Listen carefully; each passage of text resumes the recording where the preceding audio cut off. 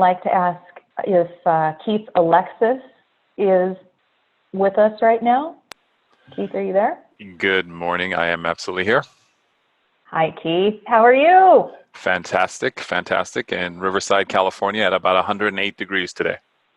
Oh. Yeah, so we're getting close to Hope you. you're indoors. Absolutely. I hope you're indoors. So Keith, getting ready for your presentation, did you need me to share your slide deck, or are you going to? I can share my slide deck. Fantastic. Go ahead and do that. So prior to my entry into the wonderful world of hemp CBD, I had a very, very long background, and still do, in technology. I hate to mention how long Keith and I have been in the industry. It was when flip phones were just coming out and they were super cool. It was before the internet boom happened. It was that long ago, if you can imagine it. So Keith and I go way, way back, almost 25 years, my friend. Thank you for being a part of this presentation. And what people need to know about Keith is he's more than just a representative of the IT industry. Keith rose through the ranks, through product manufacturing, all the way to the top of a company that everybody around the world will recognize with a little crooked smiley face called LG, Life is Good.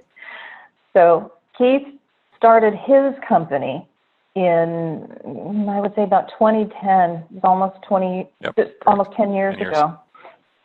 And boy, has it been, an incredible journey. And Keith, I'm going to ask you that candid question. What did you have to overcome in order to bring this technology to the world? Sure, absolutely. Thank you. And thank you very much for the introduction and the question. I think right off the bat, the biggest issue is overcoming a mindset that is perpetuated by the bigger vendors out there. And I think it's the same kind of thing that you go through in the Canna world as well, in the Canna industry, right? Sort of going against the grain in trying to help people to understand the value in what we're bringing. Not only that, but also the lack of value in what they're actually getting from their existing infrastructure vendors today. And we've made a significant amount of inroads as we have increased the knowledge, much like what you're doing here, increase the knowledge base of people's understanding of how the IT industry goes to market, how they develop things, the amount of layers that gets added on that supposedly adds value, but really at the end of the day is built to lock customers into a specific paradigm that they can never get out of. And we continue to go against that grain. So I would say it's sort of, the David and Goliath story, so to speak, at the end of the day that we've been battling. And battle it you did indeed, and you have overcome, my friend. I'm so excited about the information that we're going to be able to share with the world, because it applies to every single one of us that holds a mobile device, a computer, anything that logs on to Wi-Fi, anything that logs on to the internet. For people that are looking for alternatives to 5G technology, listen up. This is going to be an eye-opening experience for you on a corporate level as well as a personal level. And we'd also like to mention that Canna World Expo has experienced censorship when it's come to media, when it's come to publishing the truth in health and wellness. And with what Keith is going to present today, there is no censorship. So would you like to take it away, Keith? Absolutely. Sounds good. So thank you very much, Denise. And just to elaborate a little bit on what you're going to hear about, it is technology focused, but it's not technology driven. It's more about a change in a business model and a mindset that then allows us to move the ball forward from an information standpoint. So when we look at, go ahead and get started here. When we look at who we are, the branded name of the company is Sound Wi-Fi. And we pick that name specifically because obviously the majority of devices that are connected out there, like your mobile device, your iPads, your tablets, but also those devices that are unseen, what they call Internet of Things, right? You're connecting now your Google Minis and your Fire Sticks and your security systems, etc., all over this network, much like you have at home with your small router, to this particular technology. So it is fairly ubiquitous on a global scale. So that's part of the reason around the name. Who we are in the digital advertising and analytics space. So while on one hand we are partnered with a hardware vendor that's also we have interest in called International Communications Corporation for the physical pieces that go onto the network. We are really a company that is connected in the marketing, in the advertising, and in the content delivery world. And as a result, what we found is that obviously we talk about how do you connect directly to people, right, and get around the different layers of censorship, whether or not that's censorship by government, official censorship, or by private enterprises where your information is stuffed down compared to others at the end of the day, or advertising budgets may very well be exorbitantly overemphasized in order to shut certain people out. So that mindset, that infrastructure is something that we've been playing against.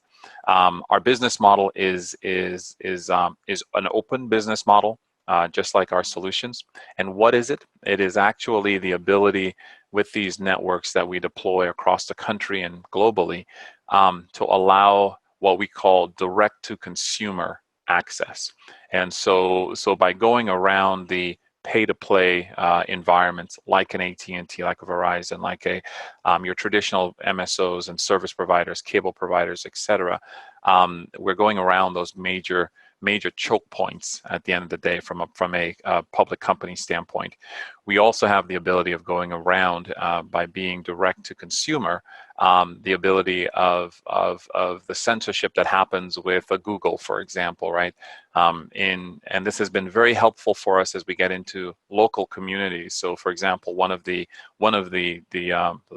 cities that I'll demonstrate, we actually enable the city to be able to have small businesses be able to, when a search is done online, instead of the top 10 searches that come up wind up being, the national pizza chain, the top ones come up being their local businesses, right? The local crab shack and networking, or the local pizza places as well. So it also promotes a bottom-up sustainable local economy based on what really drives our economy, which is small to medium businesses. And so we found a lot of the smaller communities, whether it's up between 10 and 200,000 population, very much so interested and currently deploying a lot of our solutions in their environment. Now, one of the important things that we all hear about is security and security and security. While on one hand, there's no such thing as a secure environment, because given enough time and money, anything can be hacked at the end of the day.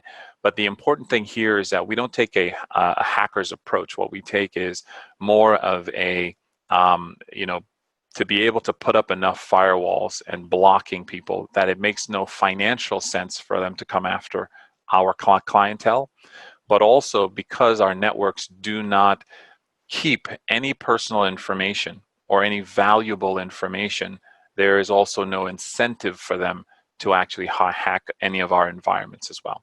So to date, we've not had any attacks, internal or external, to any of our networks as well.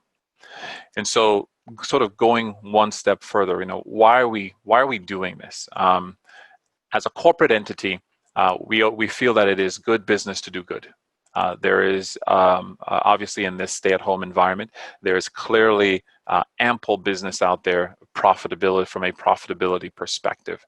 But also, more so on top of that, we're also finding that as ad dollars and marketing dollars shift from traditional TV and radio advertising, they are looking for people that have access to mobile devices, looking for people that have direct access to IoT and information and connected individuals out there.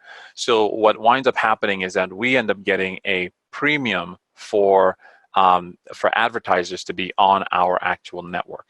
Now, it's not like you're getting a bunch of pop-ups and all these other things. A lot of these are actually corporate sponsored. So, for example, we have an environment down in Cobb County, outside of Atlanta, Cobb County, Georgia, where it's specifically tailored towards school children.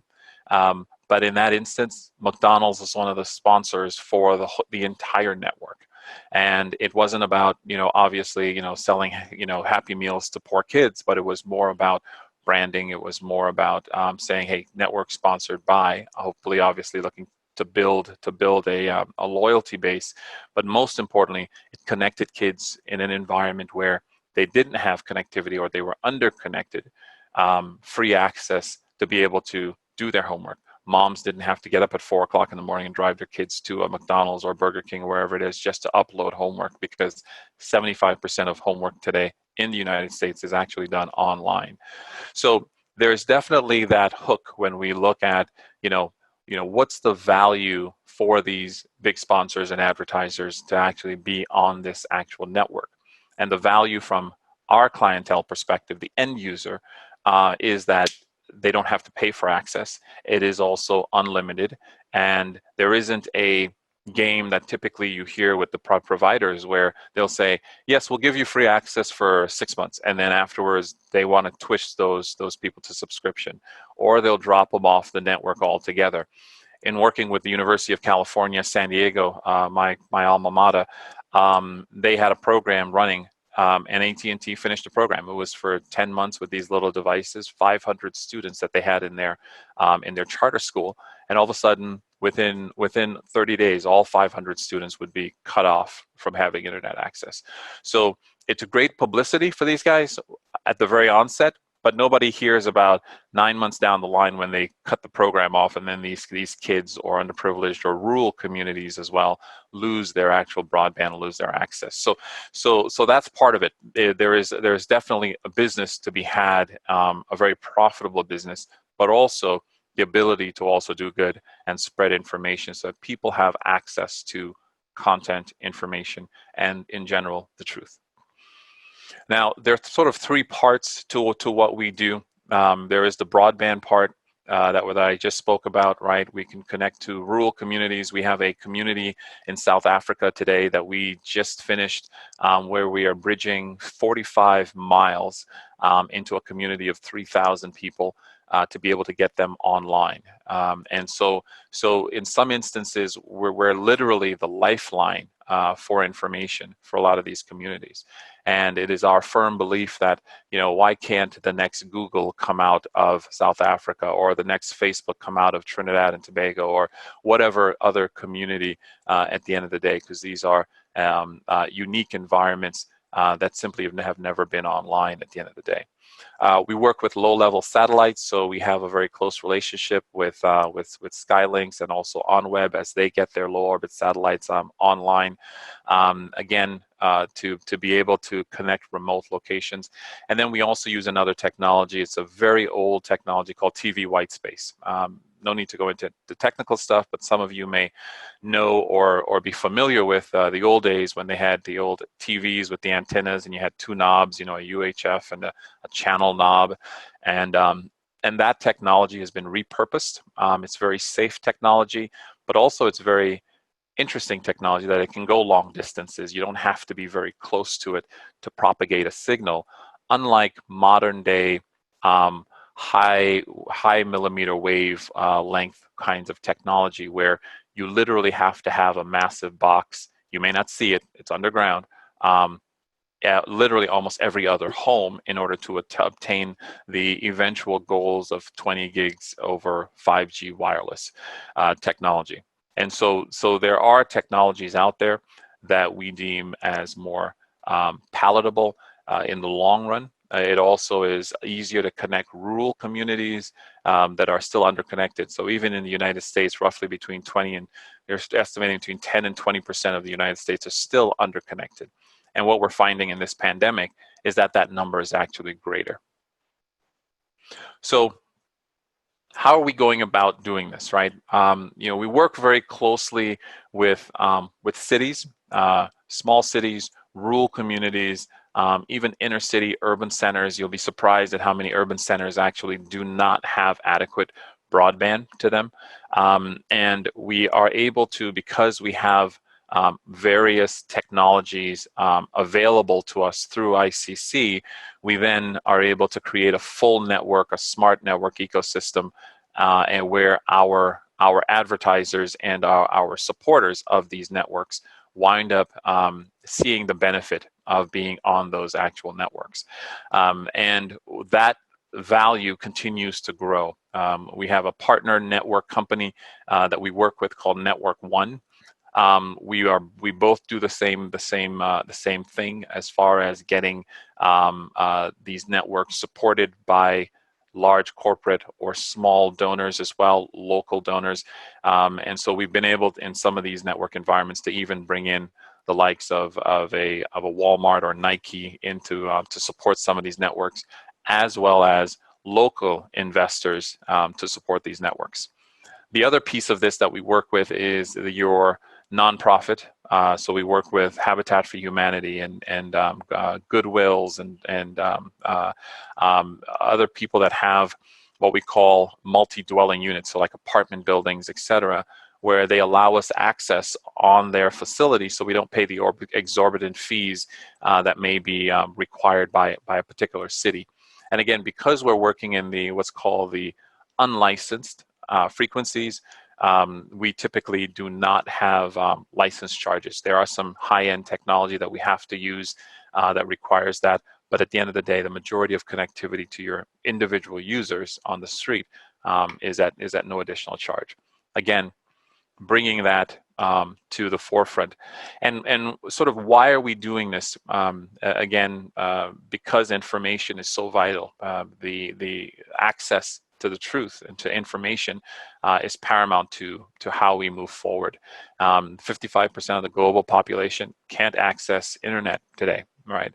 And they're not close enough to a hub and simply can't afford it. And so that now, understand, we're talking almost 4 billion individuals, of which based on which numbers you look at, 20 to 30 million of them are just right here in the US. And we're not just talking urban centers, right? We're talking about Appalachia, and we're talking about rural communities. We're working on a rural community with 500 or 600 people in the outskirts of Denver that simply have no connectivity at the end of the day. How do we bring the connectivity, but then right behind it, the content for them to be connected? So as we sort of move along, I want to give you some examples of what we're doing, right? So that way, at least there's some teeth and some depth to what I'm explaining. Our projects are running right now in a variety of cities today, and mainly in the outskirts of those cities, right? So, like here in Los Angeles area, we're working with the city of Bellflower. We're also working with the city of LA for some of the smaller communities in there, like Gardena and a number of others, as well as in the Inland Empire or the Riverside County area to connect Apple Valley, where they have school buses that they can't get everywhere, so they're trying to make these school buses into giant Wi-Fi hotspots, right? So, but how then do you connect the school bus back to the central network? So we're doing that kind of connectivity as well. So again, in all of these areas, we're seeing where we're working to get these deployments out to connect not just the urban, but also the rural communities. And what does that look like? So as an example, and this may be something of interest for some of you as well, and we have different kinds of sponsors in these different network environments, but in this environment, what we're doing in the city of Bellflower, we are actually deploying the city in a way in which we're able to deploy initially a third of the city with $100,000 We go in where we deploy over 300 access points throughout the city to connect different parts of the physical city. And then the ad revenue that then is generated off of that winds up paying then for the network, as well as on an ongoing basis, the city gets now a part of that revenue share, as well as the profitability that then goes back to their local investors and local businesses that may have bought into the network, et cetera. And it is theirs. It's run by us and over 10 years. And they, at the end of 10 years, have the option of taking it over, or just having us continue to run the network. And so there is a not only a value from the user perspective, because now the city, who has a responsibility to take care of not just some of its citizens that can pay, but all of its citizens, now can actually have all of their citizens have close access to connectivity, even if it's outside, right in front of their homes. At the end of the day, they are able to get on. They don't have to leave their domiciles early in the morning to go and get online. But also, it has also helped them with their homeless population situation, where a lot of homeless may very well have a smartphone, older or not, and we developed a technology called Bluetooth. Some of you may have it. You use it for your wireless headsets, where we can push information. So if a soup kitchen or a home center shelter or veterans shelter is available and there are beds available, well, how are they going to know that, right? So we can, over the system, push information out to people that can connect Bluetooth wise and get that information and get them off the street into shelters where they can actually be helped and then move forward. But it also cuts the city's budget by 20 to 30%, because now that traditional communication method that they were doing with special websites and no one was going there because not enough people are online, now they actually are getting a better return for the money that they're physically spending as well, or that the local investors are actually spending. So over time, that continues to increase, and you can tell sort of, with that initial deployment, the initial total deployment winds up being $1.5 to $2 million. Over the 10 years, they're talking about just the city alone coming in with way more than the overall network coming in with way more than that actual total as well. And these numbers continue to increase. By the 10th year, they're actually at about $300,000 or $400,000 on an annual basis as well. Now, part of the reason why, again, that we're seeing this, and I think I mentioned this a little bit earlier, and I won't go into it in depth, but we're seeing this shift, right, to more mobile devices. So if you want to get your information out, it becomes vital to have access to networks that then are able to do that. And that's why you see the big guys, the Comcasts of the world, being so aggressive about deploying wireless, right? A lot of people have no idea that when they get a Comcast modem, they're actually sharing their modem with ordinary people just walking by on the street. Comcast has embedded in every single one of these wireless modems that they give to their average user a special network. It's called an SSID that broadcasts out to everybody. So you can have your neighbor using your broadband network that you're paying for that's coming across because it's on Comcast at the end of the day. So little things that they don't necessarily mention to individuals. So we take, again, our objective here is to make sure that we tap into the direction of the market, the tsunami that's coming with IoT devices and smart devices, et cetera, so that we all are able to keep up with where do we have access to the most eyeballs at the end of the day. And most importantly, how do we pay for it? How do we get there, right? Here's another example, and this is the one that I mentioned earlier, so I won't go through it in too much detail. And this is specifically in South Africa, and right now we have roughly between $700 and $100 million in projects going on in South Africa alone. ICCN Africa has offices in South Africa, Nigeria, Kenya. We're looking at Botswana right now, and a couple of other locations. And then, of course, we have a location in the Middle East and Asia as well. And the important thing here, that we are going up against the likes of the other big guys, right? Alcatel from Europe, Huawei from China, and then obviously we have our usual branded guys from the United States. And we're being very, very successful because, again, of the business model. we are promising local people that local content stays local. They get to own and understand the information. There isn't the hype that's provided at the end of the day. We are simply an enabling force for them to assist and be able to move their business forward in a way that they are in control. And like I mentioned, the number of users at the end of this link is going to be 5,000, not 3,000 units as I originally said. So again, we are able to, because of our technology from a hybrid perspective, able to connect into different areas over the water as well. This link is actually in the Philippines, and because of this, we're able to then attract the kinds of support, the kinds of media access that then helps pay for these networks, and keep these networks away from and not beholden to the big bandwidth providers that control what physically gets on or offline at the end of the day. So as I draw to a close, what I want to sort of really sort of understand and have everyone understand is that these are also what we call hyper intelligent network environments. While on one hand, the content, the information is kept local, the ability for these networks to expand. ICCN has done a phenomenal job at basically building a modular kind of network platform, and that allows us now to go to our customers, the advertisers, etc., and offer them different kinds and different types of services and different types of ways in which that they can reach that end customer, different kinds of bandwidth programs, etc., to support these actual physical networks. And so as we sort of move forward, we are looking for continued support in these areas, whether or not it's even in manufacturing locations that need hyper intelligence to run robotics and to understand growing and intelligence from an agribusiness perspective, all the way to deploying cities. And it doesn't really matter how small or large the city is. Our objective is that connectivity piece of it as well.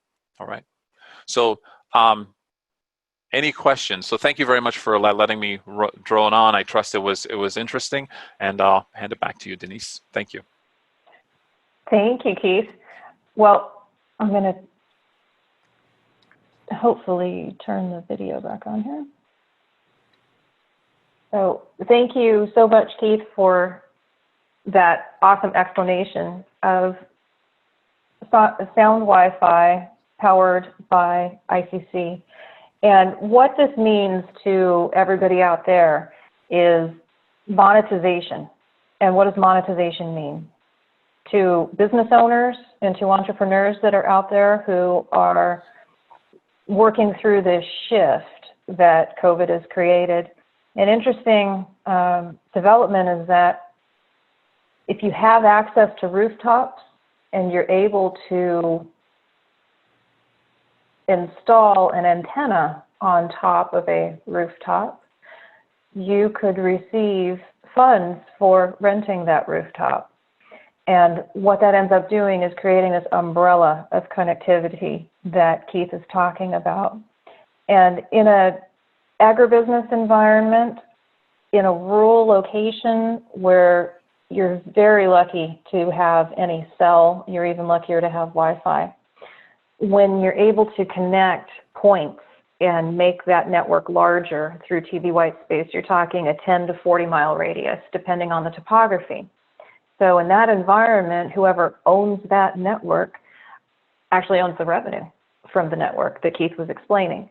So it's a whole new business model. It's a whole new vertical for the cannabis industry by bringing mainstream, much needed technology into the business environment. And security in the cannabis industry is key because it's a cash-driven business. Banking is not traditional in any way, shape, or form for this industry. So Keith, could you explain just briefly, because we could go down this rabbit hole, the security cameras and the level of security that these cameras provide?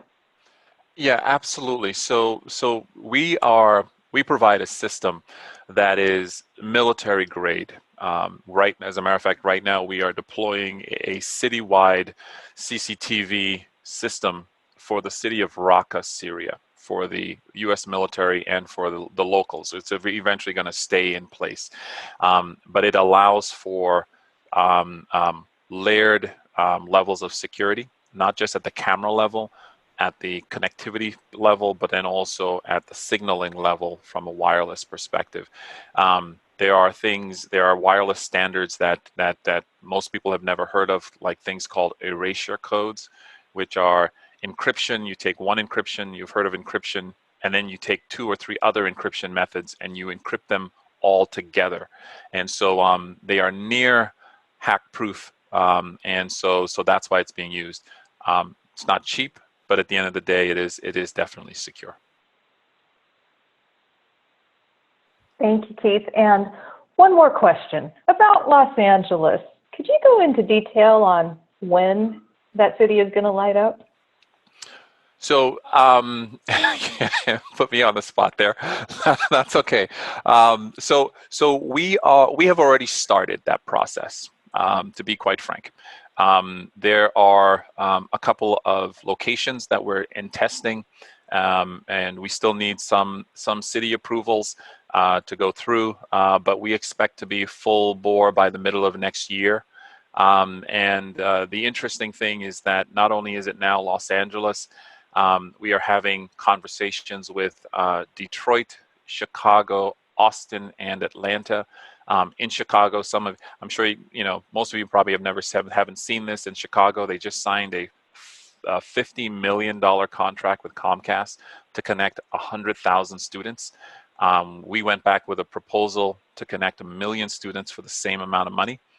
So they are now rethinking that proposal as well. So this is not something that is at a small level or just rural level. At the end of the day, we're changing the business model and the paradigm across the board.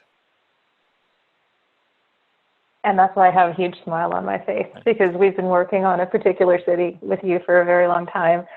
And what this means to communities, to social service organizations, to nonprofits, which is near and dear to my heart, helping nonprofit organizations. This is going to change the way the world works, and it's all through connection and connecting through old school technology. So what's old is new again, just like the cannabis industry. What is old is new again. So thank you, Keith, so much. Before I depart, Denise, may I say one more thing? Mm-hmm.